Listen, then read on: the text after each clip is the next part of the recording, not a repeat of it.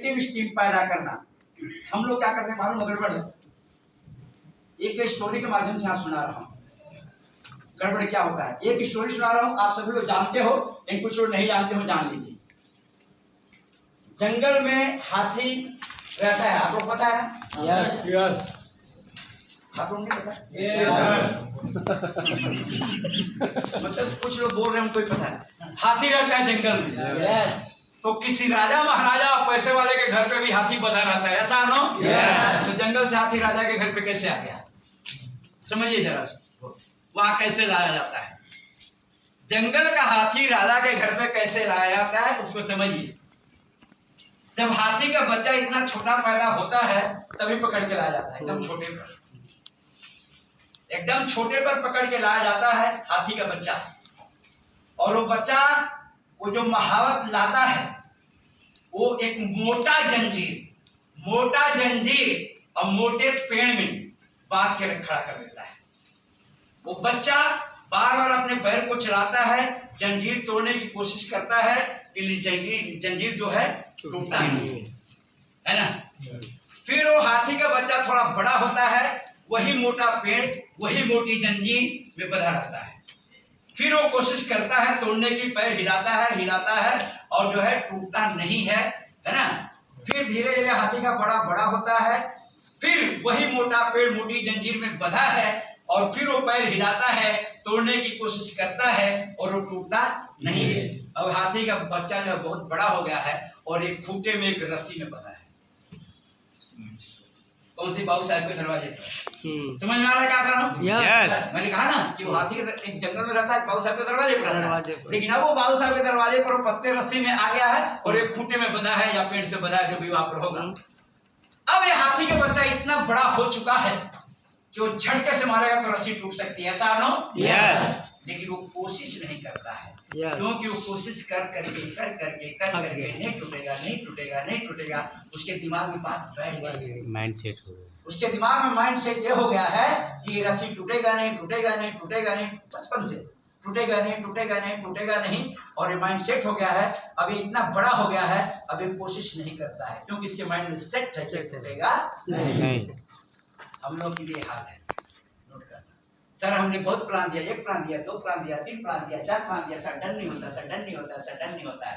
अशोक भाई को ही बुलाऊंगा, संध्या मैडम को ही बुलाऊंगा, यासीन भाई को ही बुलाऊंगा, ये अपने मन में बैठ गया है ना। और कभी कभी क्या होता है कि हम लोग 4 महीना 6 महीना 8 महीना 10 महीना काम करते हैं और सक्सेस नहीं होते हैं। ये हमारी जंजीर कभी कभी 3 महीने में टूट जाती है, कभी कभी 3 साल में टूटती है। तो हम लोग जैसे ही जंजीर तोड़ने की जगह पर आते हैं वहां से बैक हो जाते हैं, आगे कोशिश नहीं करते हैं। टूटने ही वाला था अपना जीवन का जंजीर, आगे हम तोड़ करके आगे बढ़ने ही वाले थे कि पीछे हट गए और काम धाम छोड़ दिए। तो सर अगर आपको बहुत पैसा कमाना है, हमेशा अपने अंदर पॉजिटिव थिंकिंग रखना पड़ेगा और कभी ये मत सोचिए कि नहीं होगा। वो हाथी के जैसे मत सोचिए। आप बड़े हो चुके हैं, आप इतना एजुकेशन ट्रेनिंग लेते रहते हैं, आगे लेते रहेंगे, आपके पास वो ताकत आ गई है कि आप चाहें तो झटके से आप टीम बना सकते हैं। ऐसा आ रहा हूं? यस। चाहे तो, लेकिन आप कोशिश नहीं करते हैं सर, आप कोशिश नहीं करते हैं। हाथी झटके से वो रस्सी तोड़ सकता है, आप झटके से मेहनत करके फिर से टीम बना सकते हैं, लेकिन आप आज कोशिश नहीं कर रहे हैं, ये आपका प्रॉब्लम है। तो प्लीज तैयार होइए और get into continuously education program. अगर अपने जीवन का जंजीर तोड़ना है तो सीखना बहुत जरूरी है। ऐसा यस। आज हम लोग कुछ सीख रहे हैं ना? यस। कुछ सीख रहे हैं? यस। तो हम लोग कुछ सीख रहे हैं साहब, लेकिन एक